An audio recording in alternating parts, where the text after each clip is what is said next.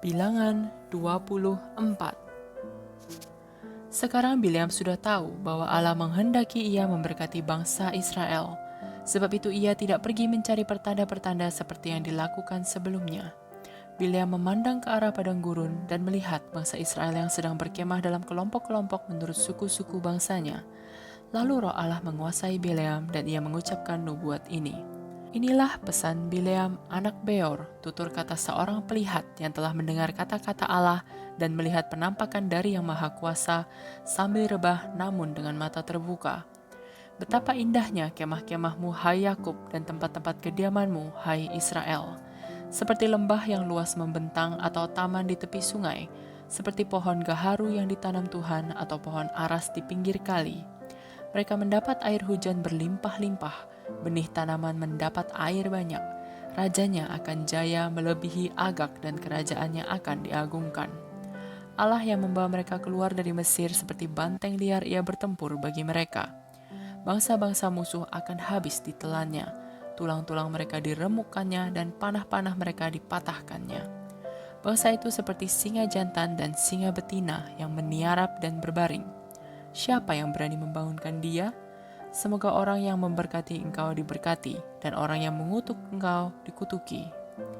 Dengan marah, Balak mengepalkan tinjunya dan berkata kepada Bileam, "Engkau kupanggil untuk mengutuk musuh-musuhku, tetapi mereka malah kau berkati sampai 3 kali. Sekarang kau boleh pergi, pulang ke rumahmu. Aku menjanjikan upah kepadamu, tetapi Tuhan tidak mengizinkan engkau menerima upah itu."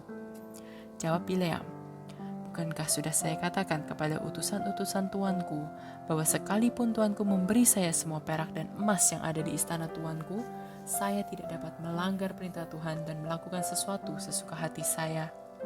Saya hanya dapat mengatakan apa yang Tuhan suruh saya katakan." Nubuat-nubuat yang terakhir.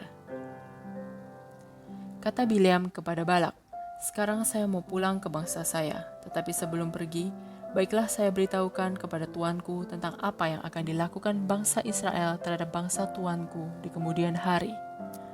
Lalu Bileam mengucapkan nubuat ini. Inilah pesan Bileam anak Beor, tutur kata seorang pelihat yang telah mendengar kata-kata Allah dan boleh mengenal Yang Maha Tinggi, yang melihat penampakan dari Yang Maha Kuasa sambil rebah namun dengan mata terbuka. Kulihat dia, tapi bukan sekarang. Kupandang dia, tapi dari jauh. Seorang raja dari Israel asalnya akan datang bagaikan bintang cemerlang. Para pemimpin Moab akan diremukkannya, bangsa Set akan dihancurkannya, tanah Edom akan diduduki musuhnya, tapi Israel melakukan perbuatan perkasa. Dari Yakub akan muncul seorang penguasa yang membinasakan musuh-musuhnya. Kemudian dalam penampakan itu, Bileam melihat orang-orang Amalek, maka ia mengucapkan nubuat ini. Dari segala bangsa di dunia, Amalek yang paling berkuasa, tapi bangsa itu pada akhirnya akan lenyap juga untuk selamanya. Dalam penampakan itu, Bileam melihat keturunan Keni, lalu mengucapkan nubuat ini. Tempat kediamanmu memang kukuh, bagaikan sarang di atas bukit batu, tetapi kamu, orang Keni, akan dibinasakan. Tak lama lagi, Asyur mengangkat kamu sebagai tawanan. Kemudian Bileam mengucapkan nubuat ini juga. Celaka, siapa yang hidup apabila Allah melakukan hal itu? Tetapi dari Siprus akan datang sebuah armada. Mereka akan menaklukkan Asyur dan Heber. Kemudian armada itu pun akan binasa. Lalu Bileam bersiap-siap hendak pulang ke tempat tinggalnya, dan Balak pergi juga. Bilangan 25. Bangsa Israel di Gunung Peor. Sementara bangsa Israel tinggal di lembah Sitim, orang-orang lelaki mereka mulai berzinah dengan wanita-wanita Moab yang ada di situ. Wanita-wanita itu mengajak mereka ke pesta-pesta kurban untuk menghormati ilah mereka. Orang Israel juga ikut makan kurban itu dan menyembah ilah orang Moab. Karena orang Israel menyembah Baal di Peor, Tuhan marah kepada mereka dan berkata kepada Musa, "Tangkaplah semua orang yang mengepalai bangsa itu dan bunuhlah mereka di depan umum sebagai pelaksanaan perintahku, supaya aku tidak marah lagi kepada bangsa itu."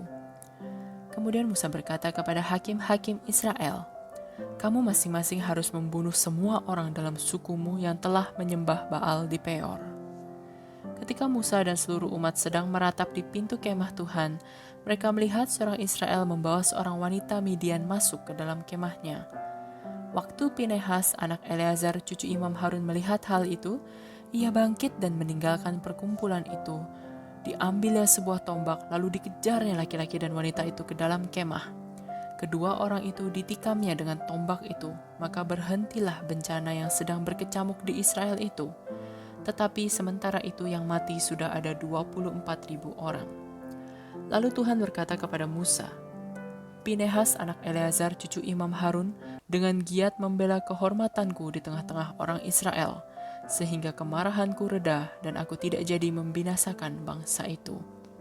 Jadi katakanlah kepada Pinehas bahwa aku membuat suatu perjanjian dengan dia.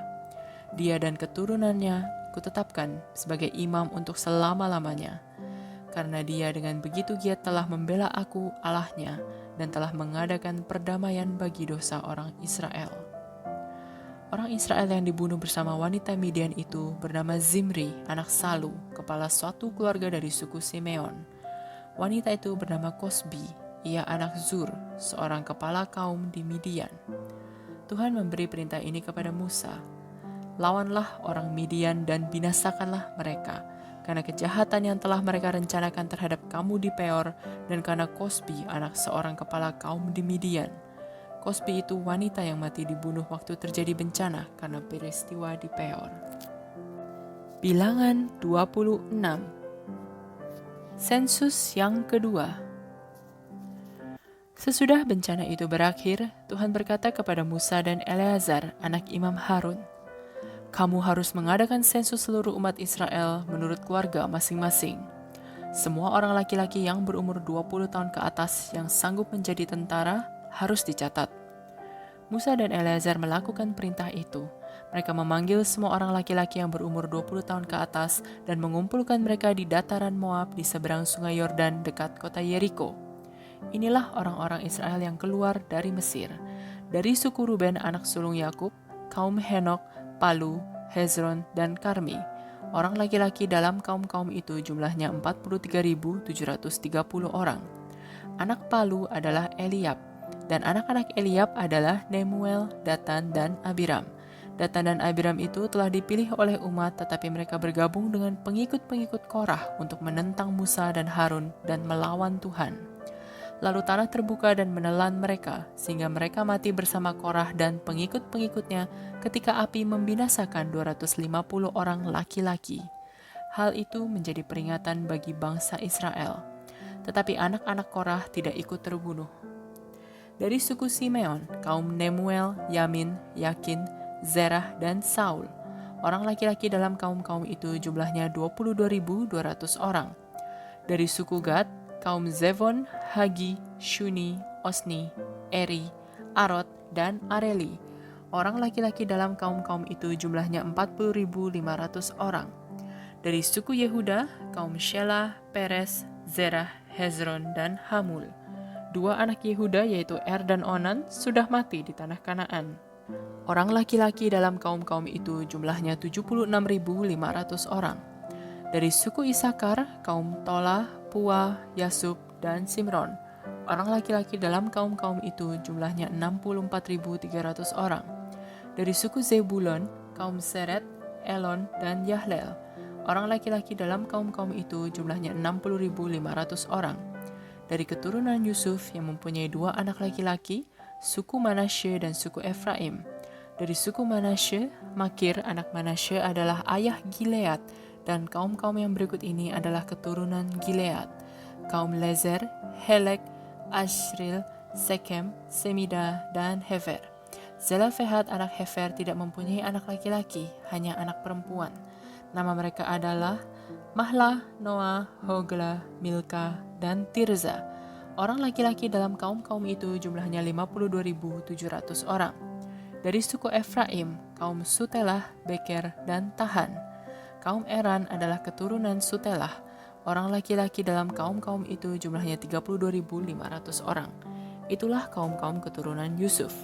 Dari suku Benyamin, kaum Bela, Ashibel, Ahiram, Sefufam, dan Hufam. Kaum Aret dan Naaman adalah keturunan Bela.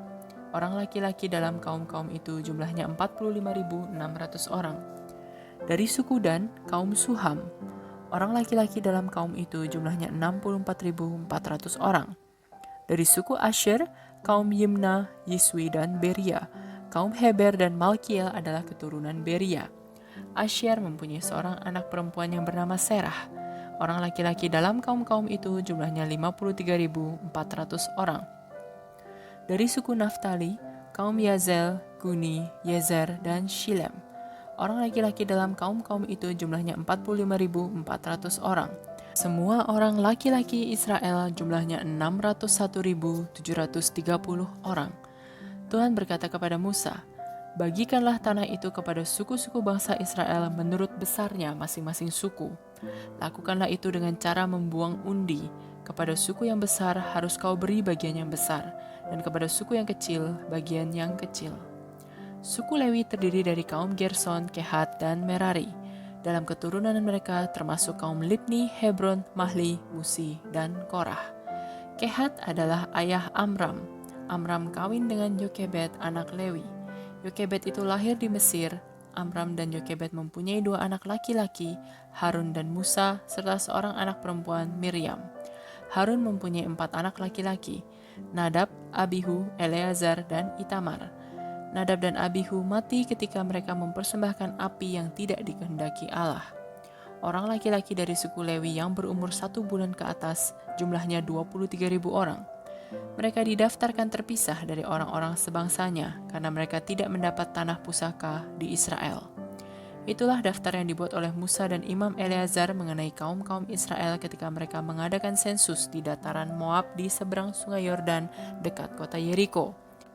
Dari orang-orang yang dahulu didaftarkan oleh Musa dan Harun di padang gurun Sinai, tak ada seorang pun yang masih hidup.